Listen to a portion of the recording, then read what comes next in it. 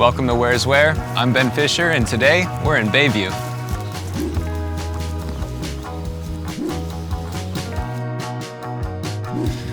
Okay, so in Bayview, homes can start around 12 or 1,300 square feet for about $550,000 to $600,000 and can run up to about $1 million for the larger waterfront homes, about 3,000 square feet.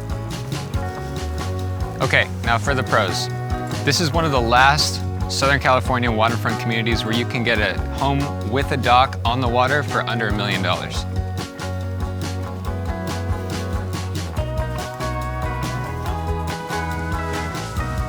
Okay, so another pro. In 1942, they passed the Bay Act, which meant that the oil companies, because of their fracking, had to cover all HOA dues, so the landscaping, groundskeeping, and maintenance is covered by the HOA free of charge. And lastly, the wildlife here is incredible, so if you're into nature and the outdoors, this neighborhood may be for you. Okay, now for the cons. I mean, it kind of goes without saying, the fracking. That's going to be one of your biggest cons here. Occasionally it kind of rumbles the houses, and then you also get that aroma of kind of sulfur depending on which way the wind is blowing. Definitely something to be mindful of. All right, so with fracking also comes sinkholes. So there's a lot of storm drains that are built into Bayview just to ensure that you don't fall through your living room floor and your car doesn't run off the road because of a sinkhole.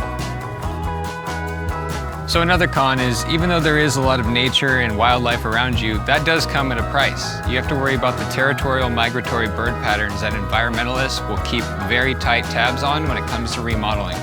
Your home renovations work around the bird's time frame. And lastly, one thing that's really hard to grasp is that this neighborhood's not that walkable. I mean, even though you have the nature trails, not too many things without a car.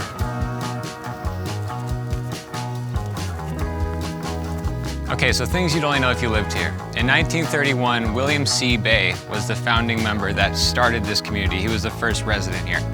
You might think it's called Bayview because of the location by the bay, but it's also because William C. Bay built it.